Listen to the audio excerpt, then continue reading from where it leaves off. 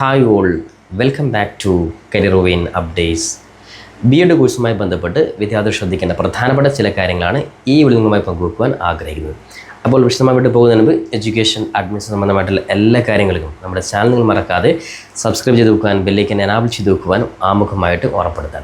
അപ്പോൾ വിദ്യാർത്ഥികൾ കാത്തിരുന്ന, അതായത് നിലവിൽ ഡിഗ്രി അതേപോലെ തന്നെ PG കോഴ്സ് കഴിഞ്ഞ ഒരുപാട് വിദ്യാർത്ഥികൾ കാത്തിരിക്കുന്ന വളരെ പ്രധാനപ്പെട്ട, അത് ടീച്ചിങ് മേഖലയിലോട്ട് പ്രൊഫഷൻ ആഗ്രഹിക്കുന്ന വിദ്യാർത്ഥികൾ കാത്തിരിക്കുന്ന വളരെ പ്രധാനപ്പെട്ട കോഴ്സ് തന്നെയാണ് B.Ed കോഴ്സ് എന്ന് പറയുന്നത്. സ്വാഭാവികമായിട്ടും നിലവിൽ ഡിഗ്രിയുള്ള വിദ്യാർത്ഥികളടക്കം B.Ed കോഴ്സാണ് ചെയ്യുവാൻ, അത് ടീച്ചിങ് മേഖലയിലോട്ട് ചെയ്യുവാൻ ആഗ്രഹിക്കുന്നത്. കാരണം D.Ed കോഴ്സിൻ്റെയൊക്കെ പ്രാധാന്യം നേരത്തെ തന്നെ നമ്മൾ വീഡിയോ ചെയ്തിരുന്നു. അപ്പോൾ അതുമായി ബന്ധപ്പെട്ടുള്ള പ്രശ്നങ്ങൾ ഉള്ളതുകൊണ്ട് തന്നെ ഡിഗ്രി അല്ലെങ്കിൽ PG ക്വാളിഫിക്കേഷനുള്ള വിദ്യാർത്ഥികൾക്കൊക്കെ ഏറ്റവും ബെറ്റർ ആയിട്ടുള്ള കോഴ്സ് B.Ed കോഴ്സ് തന്നെയാണ്. അപ്പോൾ ഈ ഒരു B.Ed കോഴ്സുമായി ബന്ധപ്പെട്ട് നിലവിൽ കേരളത്തിലെ പ്രധാനപ്പെട്ട യൂണിവേഴ്സിറ്റികളായിട്ടുള്ള Calicut university, MG university, Kerala university, Kannur university, ഈ പ്രധാനപ്പെട്ട 4 യൂണിവേഴ്സിറ്റികൾ ഓൺലൈൻ അപേക്ഷ ക്ഷണിക്കുവാൻ പോവുകയാണ്. അപ്പോൾ നിലവിൽ 4 യൂണിവേഴ്സിറ്റികളുടെയും അതായത് B.Ed കോഴ്സിൻ്റെ അപേക്ഷ ഏകദേശം ഈ മാസം ഏകദേശം പകുതിയോടുകൂടെ വിദ്യാർത്ഥികൾ, അല്ലെങ്കിൽ ലാസ്റ്റ് വീക്കോടുകൂടെ നിങ്ങൾക്ക് അതിൻ്റെ നോട്ടിഫിക്കേഷൻ നിങ്ങൾക്ക് ലഭിക്കുന്നതാണ്. അപ്പോൾ അതുമായി ബന്ധപ്പെട്ടുള്ള നോട്ടിഫിക്കേഷൻ വന്നു കഴിഞ്ഞാൽ ആ സമയത്ത് തന്നെ വിദ്യാർത്ഥികൾക്ക് നിങ്ങൾ സ്വന്തമായിട്ട് എങ്ങനെ അപേക്ഷ കൊടുക്കണം, അതോടൊപ്പം തന്നെ അപേക്ഷയുമായി ബന്ധപ്പെട്ടുള്ള മുഴുവൻ കാര്യങ്ങളും ഓരോ ഘട്ടത്തിലെയും ഇൻഫർമേഷൻ നമ്മുടെ ചാനൽ കൃത്യമായിട്ട് നിങ്ങളെ അറിയിക്കുന്നതായിരിക്കും. അതുകൊണ്ട് കൃത്യമായിട്ട് ചാനൽ ഫോളോ ചെയ്യാൻ വേണ്ടി നിങ്ങൾ ഒരിക്കൽ കൂടി ഉറപ്പെടുത്തുകയാണ്. അപ്പോൾ അതോടൊപ്പം തന്നെ കേരളത്തിലെ പ്രധാനപ്പെട്ട യൂണിവേഴ്സിറ്റികളായിട്ടുള്ള ശ്രദ്ധിക്കേണ്ട കാര്യം Calicut university, MG university, Kerala university, അതേപോലെ തന്നെ കാലിക്കറ്റ് യൂണിവേഴ്സിറ്റി, ഈ 4 യൂണിവേഴ്സിറ്റികളിലും അഡ്മിഷന് വെയിറ്റ് ചെയ്യുന്ന വിദ്യാർത്ഥികൾ ഇപ്പോൾ തന്നെ തയ്യാറാക്കി വെക്കേണ്ട പ്രധാനപ്പെട്ട കാര്യങ്ങൾ ഒന്നുകൂടി നോക്കാം. അപ്പോൾ അതോടൊപ്പം തന്നെ ശ്രദ്ധിക്കേണ്ട കാര്യം, ഓരോ യൂണിവേഴ്സിറ്റിയിലും അപേക്ഷ കൊടുത്തു കഴിഞ്ഞാൽ നിലവിൽ ട്രയൽ അലോട്ട്മെൻറ്റ്, അതേപോലെ first allotment, second allotment, third allotment എന്നിങ്ങനെ പ്രധാനപ്പെട്ട വ്യത്യസ്തമായിട്ടുള്ള ഘട്ടങ്ങളായിട്ടാണ് അഡ്മിഷൻ നടക്കുക.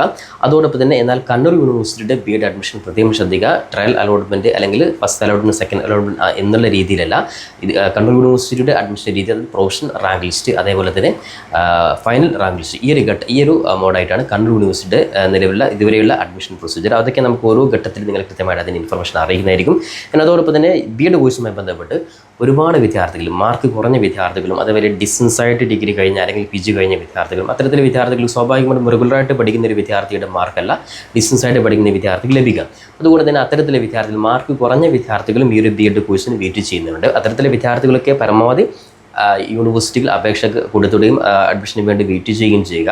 എന്നാൽ പരമാവധി തീരെ മാർക്ക് കുറഞ്ഞ വിദ്യാർത്ഥികൾക്കൊക്കെ ആണെങ്കിൽ കേരളത്തിൽ അഡ്മിഷൻ കിട്ടാത്ത സാഹചര്യം വരികയാണെങ്കിൽ അത്തരത്തിൽ വിദ്യാർത്ഥികൾക്ക് നേരത്തെ തന്നെ മാനേജ്മെൻറ്റ് സീറ്റുമായി ബന്ധപ്പെട്ടുള്ള സീറ്റ് കാര്യങ്ങളൊക്കെ ബുക്ക് ചെയ്യാൻ വേണ്ടി പല വീഡിയോ അപ്ഡേറ്റ് ചെയ്തിരുന്നു.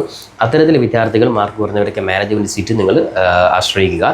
ഇനി മാനേജ്മെൻറ്റ് സീറ്റും കിട്ടാത്ത വിദ്യാർത്ഥികളുണ്ടെങ്കിൽ അവർക്കൊക്കെ കൃത്യമായിട്ട് കേരളത്തിലുള്ള യൂണിവേഴ്സിറ്റിയുടെ അതേ വാല്യൂ ലഭിക്കുന്ന PSC അംഗീകാരമുള്ള B.Ed നിങ്ങൾക്ക് കേരളത്തിന് പുറത്ത് നിങ്ങൾക്ക് ചെയ്യാൻ സാധിക്കുന്നതാണ്. എന്നാൽ കേരളത്തിന് പുറത്ത് എല്ലാ യൂണിവേഴ്സിറ്റികളിലും നിങ്ങൾ മനസ്സിലാക്കേണ്ടത് ഈക്വലൻസി ഇല്ല. അത് കേരളത്തിന് പുറമേയുള്ള യൂണിവേഴ്സിറ്റികളിൽ നിങ്ങൾ റെഗുലറായിട്ട് ചെയ്താൽ തന്നെ ചില റെഗുലർ കോഴ്സുകൾക്ക് തന്നെ ഇവിടെ നിങ്ങൾക്ക് ഈക്വലൻസി കിട്ടാത്ത സാഹചര്യമുണ്ട്. അതുകൊണ്ട് കൃത്യമായിട്ട് മനസ്സിലാക്കിയതിന് ശേഷം നിങ്ങൾ B.Ed കോഴ്സ് കേരളത്തിന് പുറമേ നിന്ന് എടുക്കുക. വളരെ ശ്രദ്ധിക്കേണ്ട കാര്യമാണ്. കാരണം പുറമേ നിന്നൊക്കെ എടുക്കുമ്പോൾ ഇവിടെ കൃത്യമായിട്ട് എംപ്ലോയ്മെൻറ്റ്, അതായത് എലിജിബിലിറ്റി, അതായത് ഈക്വലൻസി കാര്യങ്ങൾ കിട്ടുമെന്ന് കൃത്യമായിട്ട് മനസ്സിലാക്കിയിട്ട് ചെയ്താലേ നിങ്ങൾക്ക് അതിൻ്റെ വാല്യൂ ലഭിക്കുള്ളൂ.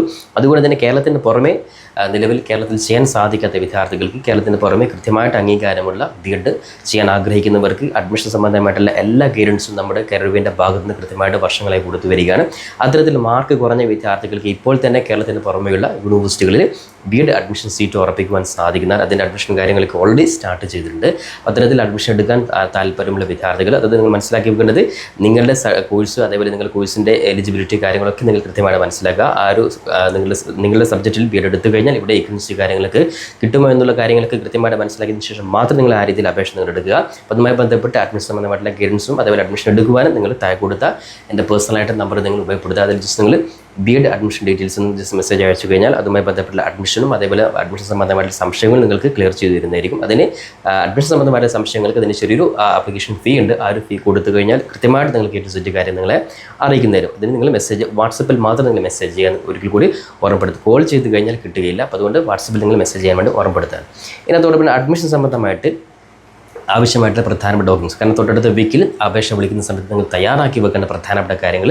നോർമൽ അപേക്ഷ കൊടുക്കുന്ന സമയത്ത് നിങ്ങൾ ഏകദേശം എല്ലാ യൂണിവേഴ്സിറ്റികളും കഴിഞ്ഞ വർഷങ്ങളിലുള്ളതുപോലെ തന്നെ ജസ്റ്റ് ഫോട്ടോയും അതേപോലെ തന്നെ സിഗ്നേച്ചർ മാത്രമാണ് അപ്ലോഡ് ചെയ്യേണ്ടത്. എന്നാൽ ചില യൂണിവേഴ്സിറ്റി MG യൂണിവേഴ്സിറ്റി പോലെ യൂണിവേഴ്സിറ്റി ചില സർട്ടിഫിക്കറ്റ് കൂടി അപ്ലോഡ് ചെയ്യേണ്ട ആവശ്യം വരാറുണ്ട്. അപ്പോൾ എന്തായാലും നോർമലി ജസ്റ്റ് ഫോട്ടോയും സൈനും മാത്രമാണ് അപ്ലോഡ് ചെയ്യേണ്ട ആവശ്യമുള്ളൂ. പിന്നെ അതോടൊപ്പം തയ്യാറാക്കി വെക്കേണ്ട പ്രധാനപ്പെട്ട ഡോക്യുമെൻറ്റ്സ് എന്ന് പറയുമ്പോൾ അഡ്മിഷൻ സമയത്ത് അതിൽ എല്ലാ കാര്യങ്ങളും കഴിഞ്ഞ് അഡ്മിഷൻ കിട്ടിക്കഴിഞ്ഞാൽ കൊടുക്കേണ്ട പ്രധാനപ്പെട്ട കാര്യങ്ങളാണ് ഒറിജിനൽ സർട്ടിഫിക്കറ്റ്. നിങ്ങൾ SSLC മുതലുള്ള എല്ലാ സർട്ടിഫിക്കറ്റുകളും കൊടുക്കണം. അതിൽ ഏറ്റവും പ്രധാനപ്പെട്ട സർട്ടിഫിക്കറ്റാണ് ഡിഗ്രി കഴിഞ്ഞവരാണെങ്കിൽ ഡിഗ്രി ഒറിജിനൽ സർട്ടിഫിക്കറ്റ്, ഇനി അല്ലെങ്കിൽ പ്രൊഫഷണൽ സർട്ടിഫിക്കറ്റ്. ഇനി PG കഴിഞ്ഞവരാണെങ്കിൽ PG ഒറിജിനൽ സർട്ടിഫിക്കറ്റ് അല്ലെങ്കിൽ പ്രൊഫഷണൽ സർട്ടിഫിക്കറ്റ്. അതോടൊപ്പം തന്നെ മാർക്ക് ലിസ്റ്റ് കൂടി നിങ്ങൾക്ക് നിർബന്ധമായിട്ട് ലഭിച്ചിരിക്കണം. അതുകൊണ്ട് തന്നെ പ്രൊഫഷണൽ സർട്ടിഫിക്കറ്റ് അല്ലെങ്കിൽ മാർക്ക് ലിസ്റ്റ് നിർബന്ധമായി നിങ്ങൾ കൈവശമുണ്ട് നിങ്ങൾ ഉറപ്പ് വരുത്തണം. ഇനി അതോടൊപ്പം തന്നെ ചില വിദ്യാർത്ഥികളുടെ പ്രധാനപ്പെട്ട സംശയമാണ് റിസൾട്ട് വന്നിട്ടില്ല, അങ്ങനെ അടുത്ത വീക്കിൽ തന്നെ അപേക്ഷ വിളിക്കുമ്പോൾ കൊടുക്കാൻ പറ്റുമെന്നുള്ളത്.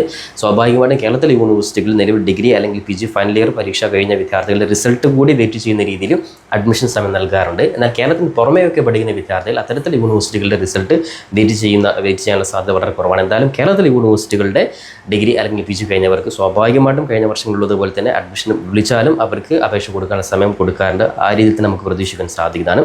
അതോടൊപ്പം തന്നെ കേരളത്തിന് പുറമെ നേരത്തെ ഡിഗ്രി PG കഴിഞ്ഞ വിദ്യാർത്ഥികളാണെങ്കിൽ നിർബന്ധമായിട്ട് അവർ ഈക്വലൻസി സർട്ടിഫിക്കറ്റ്, പ്രത്യേകിച്ച് ഡിസ്റ്റൻസ് വിഭാഗം കോഴ്സൊക്കെ കഴിഞ്ഞവരാണെങ്കിൽ ഈക്വലൻസി സർട്ടിഫിക്കറ്റ് നിങ്ങൾ എന്തായാലും അപ്ലൈ ചെയ്ത് നിങ്ങൾ സെറ്റാക്കി വെച്ചിരിക്കണം.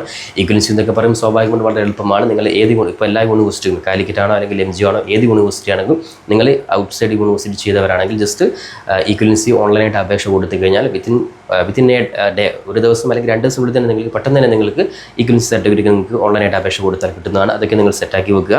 പിന്നെ അതോടൊപ്പം തന്നെ OBC അതേപോലെ തന്നെ കമ്മ്യൂണിറ്റി SC/ST വിഭാഗത്തിൽപ്പെട്ടവരൊക്കെ ആണെങ്കിൽ നോർമലായിട്ട് നിങ്ങൾ എല്ലാ അപേക്ഷയും തയ്യാറാക്കി വെക്കുന്ന പോലെ നോൺ ക്രിമിനൽ സർട്ടിഫിക്കറ്റ് അല്ലെങ്കിൽ SC/ST വിഭാഗക്കാരുടെ കമ്മ്യൂണിറ്റി സർട്ടിഫിക്കറ്റ്, നേറ്റിവിറ്റി സർട്ടിഫിക്കറ്റ്, ഇങ്ങനെയുള്ള സർട്ടിഫിക്കറ്റുകൾ നിങ്ങൾ ഓൾറെഡി അതായത് ഈ റിസർവേഷൻ കാറ്റഗറിയിൽ സെറ്റാക്കി വെക്കുക. ഇത്തരത്തിലുള്ള കാര്യങ്ങൾ മാത്രമാണ് സർട്ടിഫിക്കറ്റുമായി ബന്ധപ്പെട്ട് ശ്രദ്ധിക്കുന്ന കാര്യം.